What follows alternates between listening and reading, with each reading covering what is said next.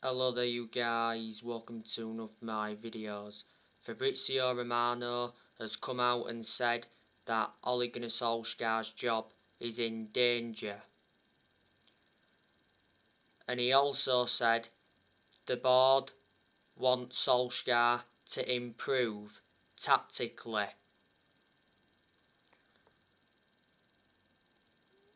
Now the vast majority of Manchester United fans are Ole out. The pressure has mounted on Solskjaer following Manchester United's 4-2 defeat to Leicester at the weekend.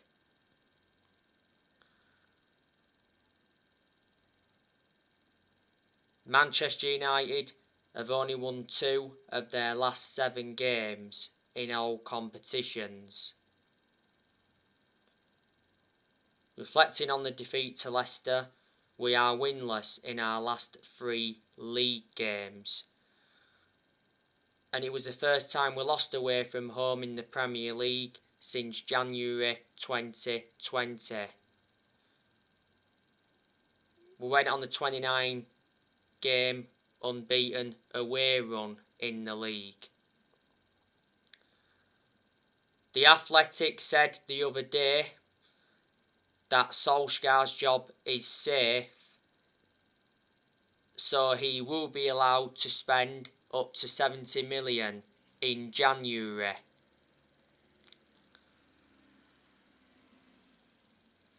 So Solskjaer will not be sacked by Manchester United despite Man United's poor form. If bad results persist, I think Solskjaer will be gone by Christmas. Now, as you all know, Antonio Conte is the favourite to replace Solskjaer.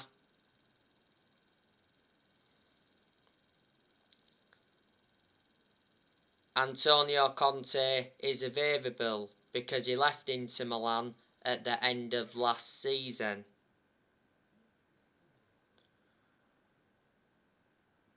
And there's United fans that are demanding Conte in to replace Solskjaer. Conte has got a good pedigree behind him, won a lot of silverware in his home nation, and when he managed Chelsea, he won the Premier League in his first season with them. He said earlier on this season that Conte would accept the Man United job if Solskjaer was to get sacked. And Conte made it clear that he wants a winning project. So reflecting on that, he rejected Arsenal and he rejected Tottenham.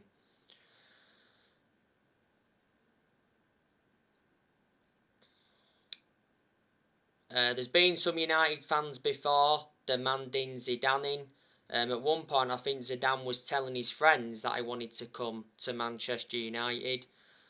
I'm hearing that Man United have held talks with Erik ten Hag.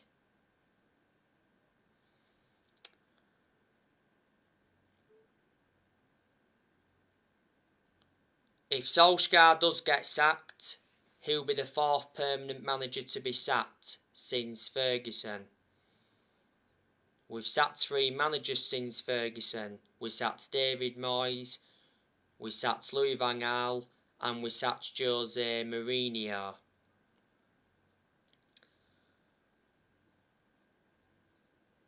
If results were to improve from now, then some pressure would ease off Solskjaer. I can't see Solskjaer getting until the end of this season unless results improve, of course. I've already said to you Solskjaer has to win a trophy at Manchester United to save his job. He's not yet won a trophy as Man United manager. We haven't won anything since 2017. And earlier on this season, Solskjaer did mention that we must leave a legacy of silverware. Solskjaer's ambition for this season is to win the Premier League. We haven't won the Premier League since 2013. That's 8 years ago now.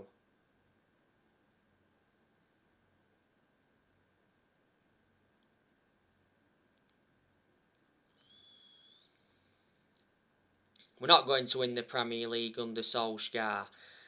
In reality, though, we should be winning the Premier League. Revert back to what I've said before, because we've got a title-winning squad.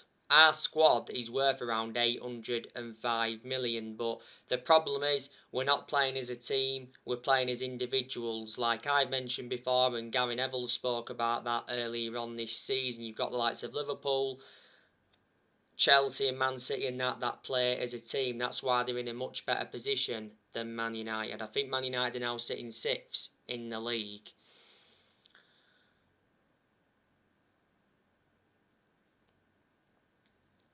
We certainly made a mistake giving Solskjaer that new contract in the summer, because I can assure he won't see it out. Solskjaer did sign a new contract with the club until 2024. There's an option of a further year. This season is Solskjaer's 3rd full season as Man United manager. And I did mention at the start of this season that this season was going to be massive for Solskjaer because he's got big expectations to exceed. If Solskjaer is still Manchester United manager in December, he'll be celebrating 3 years in charge of the club. But revert back to what I've said before, the reason Solskjaer is still Manchester United manager is because he's a legend of the club.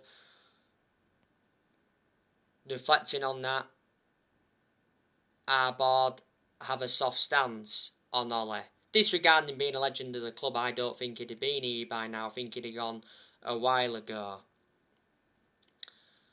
But there's just a lot of United fans, including me, that have reservations about Ole. You know, his decision making is not good. Analysing the vast majority of the games he's managed at Man United, he's been tactically naive. And Solskjaer doesn't have a proven pedigree as a manager. I just feel as though that Solskjaer is in a position that he shouldn't be in. And I just feel as though that the expectations are far too high for him at Manchester United to exceed.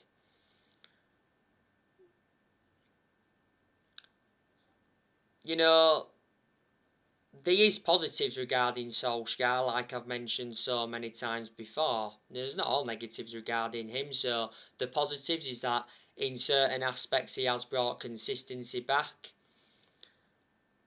You know, he's got us top of the league a few times, hasn't he?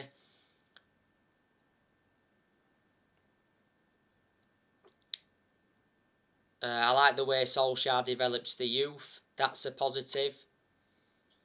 Solskjaer's more or less giving everybody their chances to express themselves, including the young players.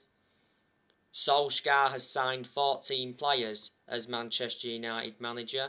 So in the summer of 2019, he recommended Daniel James and Wan-Bissaka and Harry Maguire in. In January 2020, he brought Bruno Fernandes in and Odin Igalo in on loan. In the summer of 2020, he brought Edison Cavani in, Alex Telles, Donny van der Beek, Amad Diallo and Facundo Pellistri. In the summer of 2020, we got 4 of those players on deadline day.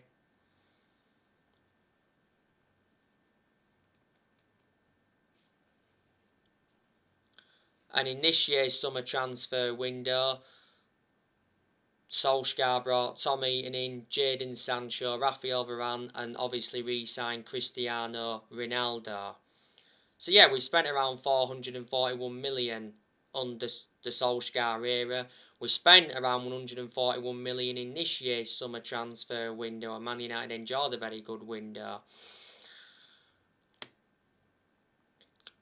You can say that some progress has been made under Ole because Solskjaer has got us to semi-finals.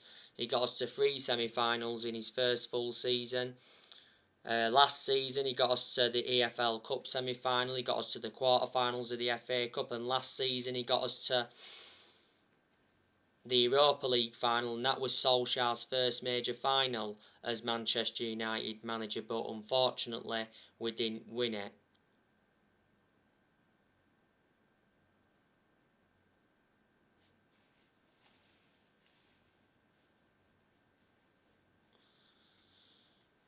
So there you go, and last season Solskjaer got us a second place finish, and in his first full season got us a third place finish. Like I've mentioned before though, what Solskjaer produced in his first full season, in his second full season, he was looking to build on that this season. Solskjaer's also got rid of a lot of players since he's come in. He's loaned quite a few players out, and he's got rid of, quite a lot of players permanently. We've also extended a lot of players' contracts under Ole. Earlier on this season, he did mention that he wants new contracts for 5 players. That's Rashford, Shaw, Maguire, Pogba, and Bruno Fernandes.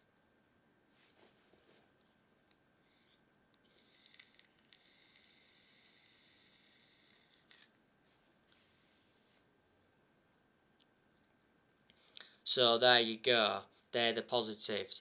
Solskjaer got appointed in December 2018 to replace Mourinho. He's been permanent Manchester United manager since March 2019, and the reason we gave him the job permanently back in March 2019 was reflecting how well he did as the interim manager.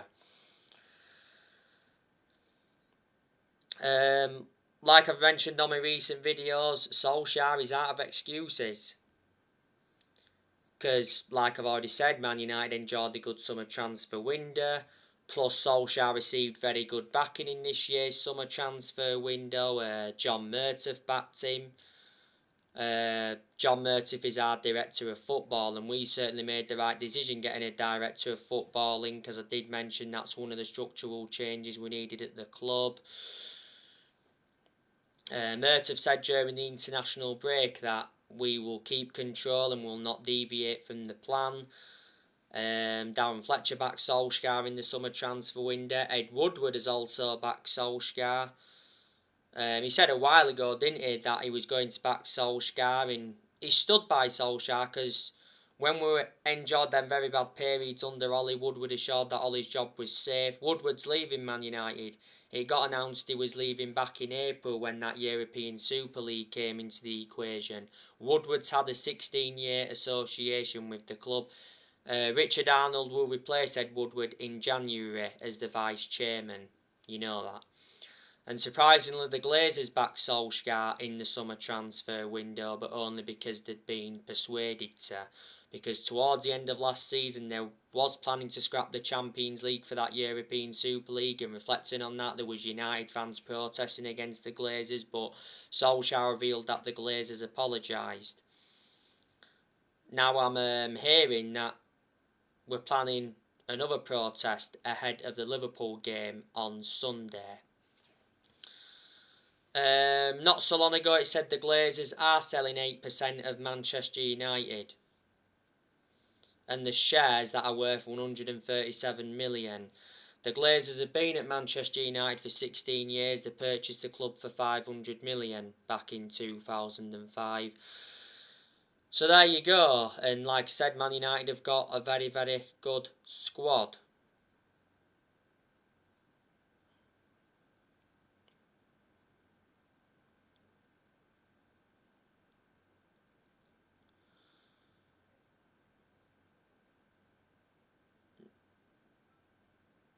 Now, earlier on today, I gave you the news on Paul Pogba. Paul Pogba came out and said that something needs to change at Manchester United after Manchester United's 4-2 defeat to Leicester.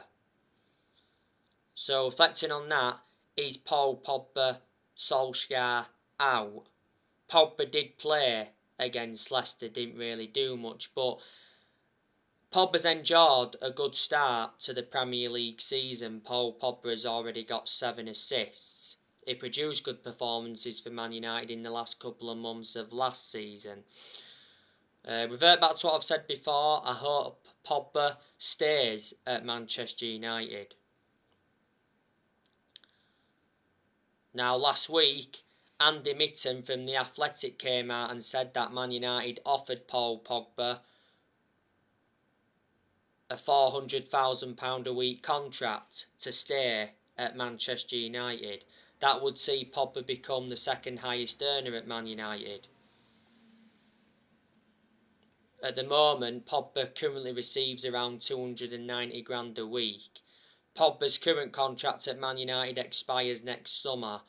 Before the start of this season, Pogba rejected a new Man United contract, and earlier on this season it said that Pogba's very likely to leave Man United on a free next summer. Earlier on this season though, it said Pogba wants to stay at Man United, and Paul Scholes backed Paul Pogba to stay at United.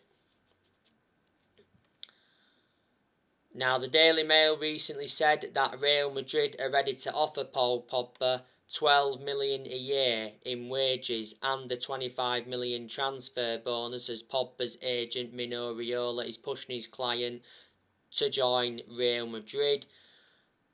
Last week, Spanish publication AS said that Real Madrid are back in the race to sign Pogba on a free transfer when his contract at Manchester United expires at the end of the season.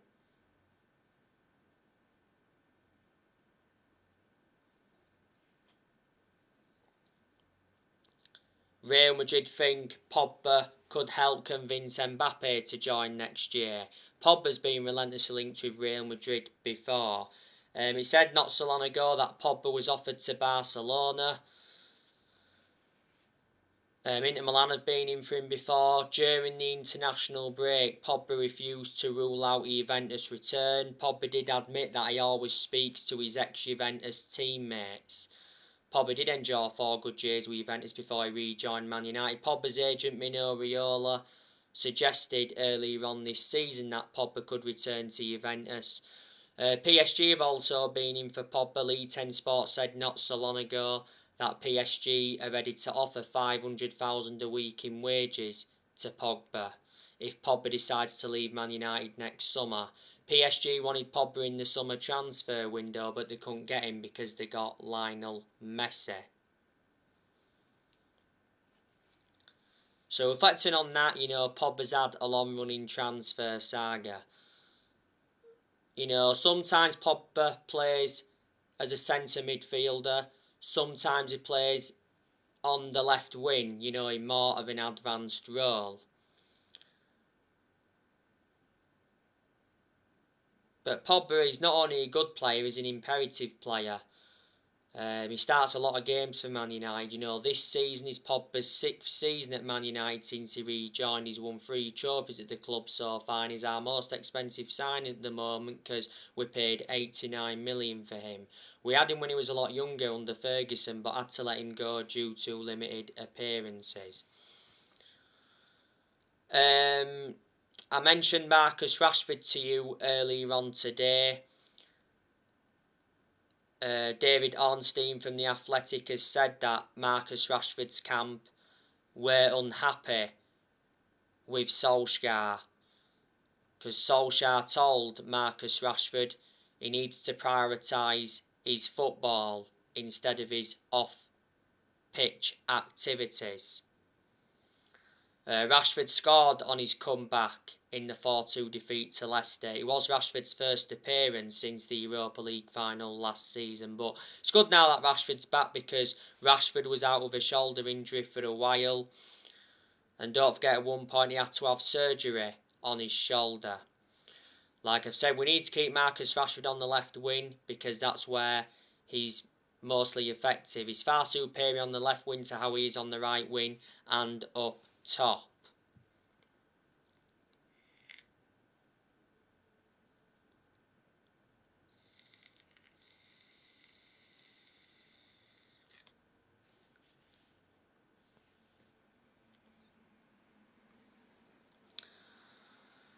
I'm expecting Manchester United to sell players next year.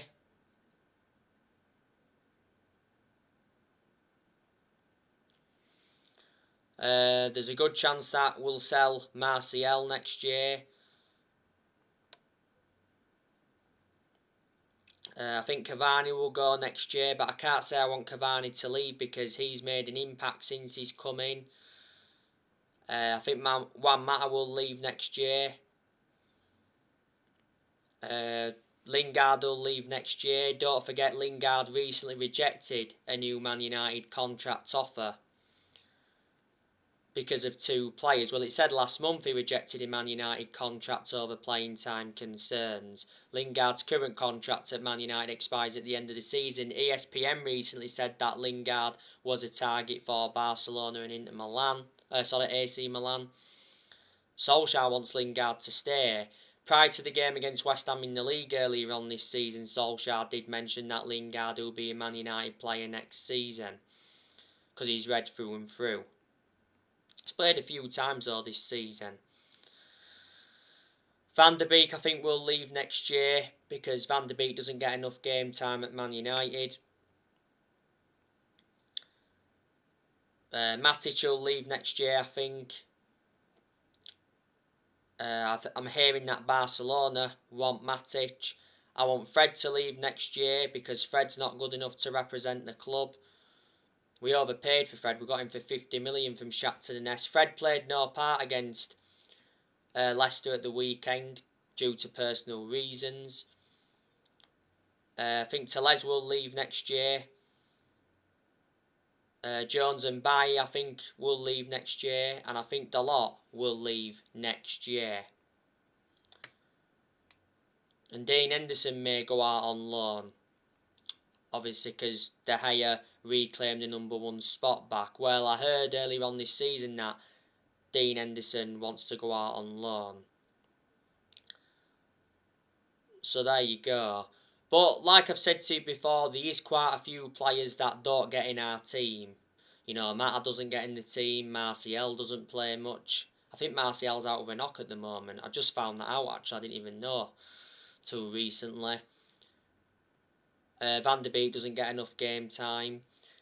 Cavani has initially lost his place in the team, but if we do change formation, it will allow Solskjaer to play two strikers, so Cavani will get his opportunities. Matic doesn't get in the team a lot. Surprisingly, though, he played against Leicester at the weekend. He started ahead of Van der Beek. Lingard doesn't get in the team much. Tellez doesn't really get in the team. Tellez only gets his chances when Luke Shaw's not available. Dalot doesn't really get a lot of chances. He only plays when Wan-Bissaka's not available. Jones doesn't get in the team either. Bailly doesn't get in the team.